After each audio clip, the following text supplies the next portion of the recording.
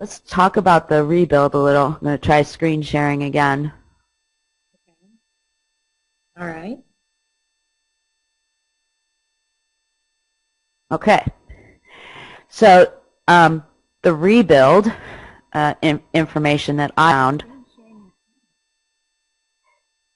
as of June 2011, the estimated cost of damage to the schools was $151 million.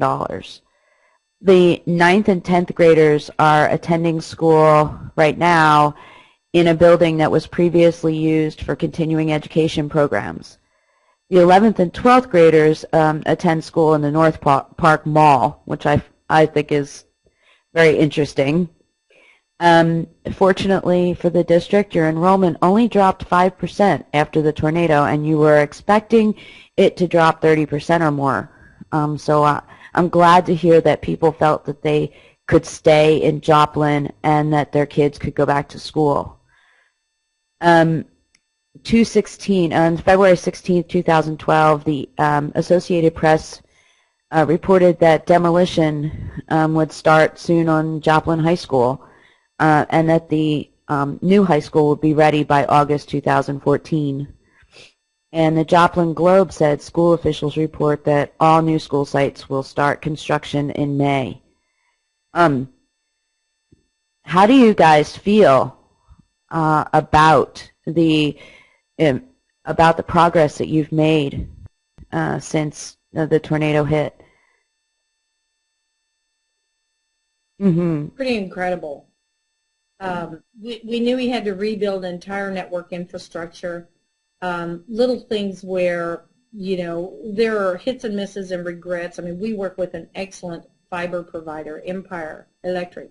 They also provide our fiber, and they've always made it very clear as far as their priorities: hospitals first, schools second, and then business and community is third.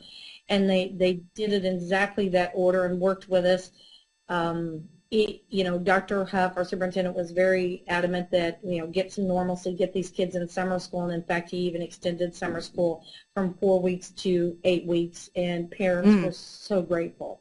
So, because again, people are just living on top of each other. And then, of course, when Dr. Huff, made this statement, again, a sense of normalcy, let's start school August 17th. Our tech department, we caught our breath a little bit. I mean, you've got great leadership, and that he absolutely made the right decision, but we knew everything that had to be done before then. And there's so many things that people aren't aware of when something like this happens. First of all, real estate, any sort of facilities, it becomes very competitive to obtain leases on facilities because businesses have been wiped out, so they're also competing against you. That facility at the mall, it was a former Shopko Venture store. It sat empty for 8 years, but suddenly everybody wanted it. And I get a lot of people that say to me, yeah, but whoever owns it, their heart would have to go out to a school district. Well, no, those owners live in Europe. I mean, they're looking at bottom dollar. I will say, Dr. Bessendorfer, she had to become a real estate negotiator like nobody's business. And finally, with 55 days left before August 17th, we secured that facility. So that one we were really kind of in a crunch on as far as, getting network infrastructure, because these are brand new buildings that our mall did not have fiber even ran to it. There's a lot, our networking guys, oh my goodness, we would order equipment and yet find out we weren't going to get it in time. Most people worked well with us, working with Joplin, knowing about the tornado, but once in a while it wasn't going to get in quick enough, and our guys were crawling through buildings that were, our old high school that just got hit so hard. It was dangerous, had hard hats on, crawled through and pulled equipment that they knew they couldn't make work.